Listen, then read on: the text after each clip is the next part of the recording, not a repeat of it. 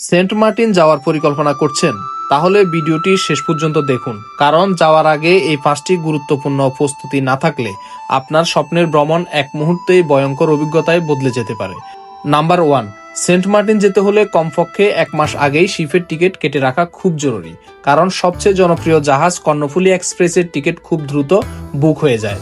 আর মনে রাখবেন, এই সেন্ট মার্টিন যেতে হলে ট্রাভেল পাস বাধ্যতামূলক। যাদের মাধ্যমে টিকিট করবেন তারা টিকিটের সাথেই ট্রাভেল পাস দিয়ে দিবে।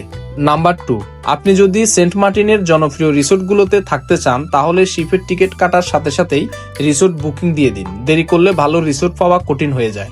নাম্বার 3, যারা দেশের বিভিন্ন প্রান্ত থেকে সরাসরি সেন্ট মার্টিন যেতে চান তাদের জন্য পরামর্শ, জেটিঘাট থেকে চলাচল করা বাসের টিকিট নিন, কারণ জোয়ার ভাটার কারণে জাহাজের শিডিউল বদলালে এই বাসের টিকিট আপনাকে কিছুটা নিরাপদ রাখবে।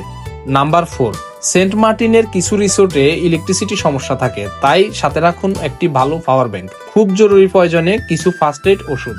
নাম্বার 5, সবচেয়ে গুরুত্বপূর্ণ বিষয়, সেন্ট মার্টিনের কোরাল পাথর খুবই বিপজ্জনক।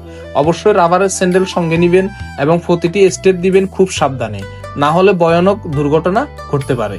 সেন্ট মার্টিন নিয়ে এমন আরো দরকারি ভিডিও আমার ইউটিউব চ্যানেলে আছে। ভিডিওগুলো যদি ভালো লেগে থাকে আমাকে অনুপ্রাণিত করতে একটি সাবস্ক্রাইব করতে পারেন। হ্যাপি জার্নি, নিরাপদে ভ্রমণ করুন।